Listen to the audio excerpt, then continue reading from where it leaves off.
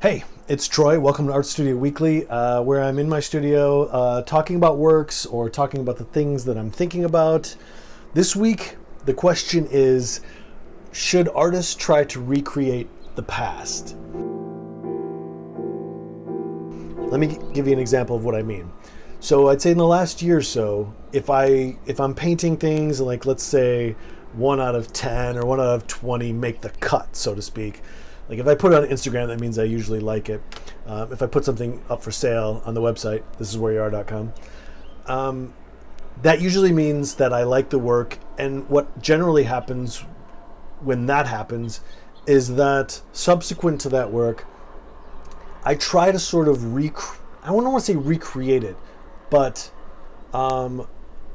like mimic, almost like an homage to the work, maybe.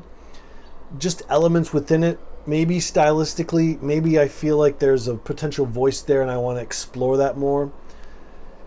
Which, that seems totally reasonable, right? But what happens is that I'm never able to come anywhere close to what I did. So I'm never happy, at least to my own liking, with the things that come after that. Even though I think there are might be some interesting things about the original, the work that spurred all this homaging or mimicking. I'm never able to carry through whatever made that first one work into the subsequent works, if that makes sense. Let me show you what I'm talking about. Last week, I created this.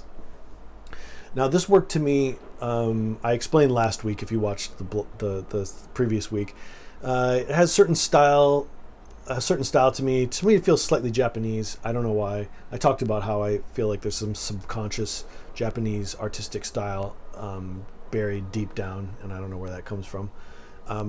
But then I tried to sort of stick with that idea or that mentality, and I came up with this and this. And I'm not saying they're terrible, but I don't like them, really. I shouldn't say that, because they're like babies. I shouldn't pick favorites, maybe. I don't know. But it didn't capture the same energy as the original one. So that got me thinking, because this happens occasionally, and it happened specifically with work, I think number 102 from 2019, where I did this work, and I really like it, and I found that a lot of people that I showed it to really liked it. And so I don't know if that's a terrible motivation or inspiration to try and create more works that look similar to this. I don't know if that's a bad thing or a good thing or what, but I tried and failed many times, and it just got me thinking this week about, is this sort of an inability technically, or is it some sort of unwillingness to want to settle for that particular thing? If that's subconsciously, I'm thinking that's not really the area you want to explore, so I have to keep pushing forward. Or am I just someone who creates works, whether it's paintings or light installations or sound installations? There might be characteristics that are prevalent in all of the works that I do, but am I just the kind of person who creates different types of works, and that's it? I don't know the answer to that. You will see, if you compare the two works that I'm talking about, the works that I created in the last year or so that I like, work number 102, I think it's 102, 2019, and then this work, I think it's like 26 of this year or something like that, number 26. You'll notice that there is a similarity between these two, and that's the little dot on each one. That's something that I started, I think I started with 102, where I looked at it, I created the main shape, and I just thought, I want to play with negative space here.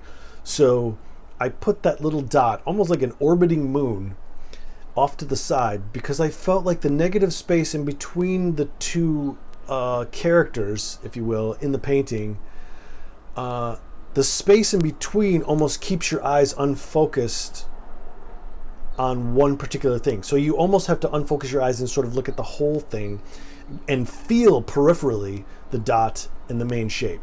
That is the same thing that's happening with the work I created last week. So that is definitely something that's continuing through all these works.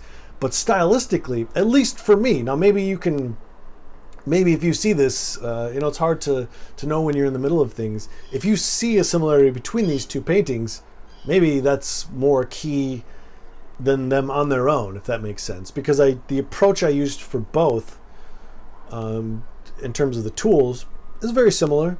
To me, they don't necessarily look the same. But again, this is different in a way because we're talking about abstract works, non-representational works. If I was a portrait artist and I created a portrait of someone and that went really well, and then I tried to create another portrait of someone and that didn't go as well, that would imply to me that I've got to work on my technique or work on shading or whatever it is that I'm doing. When we're talking about like abstract, non-representational things, it's almost like a Rorschach test. What am I subconsciously doing that connects these two works, 102 and this one from last week? Are there similarities there, or are these two separate pieces, and my inability to recreate works just after the birth of these two works, for lack of a better word, is that something that is significant in terms of like, should I try to recreate the past, or should I just move on and then let it happen? I feel like if you went 20 years into the future, you'd look back and see the progression of all these works, and you go, yeah, see the way that it sort of forms, and like the progression comes from this place, and here's the connective threads between all of these works. It's possible, but when you're in it, it's hard to see it. So that's something that I've been thinking about in the studio this week. I guess I'll just press on and try and I like the idea of just sitting down with paper and just not thinking too much and just going for it.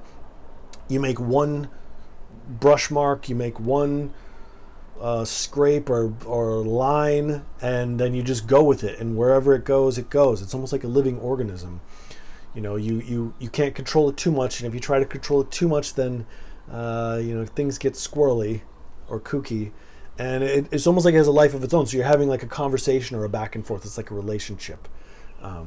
So maybe I'll just press on. But if you have anything you want to say, comment, or send me a message, I would love to hear it. I'm more than open to hearing those kinds of things. So that's it. That's it for this week. I'm Troy. This has been Art Studio Weekly. I hope you're doing well. Please be well. Please be safe. Take care of yourself. And I will see you next week.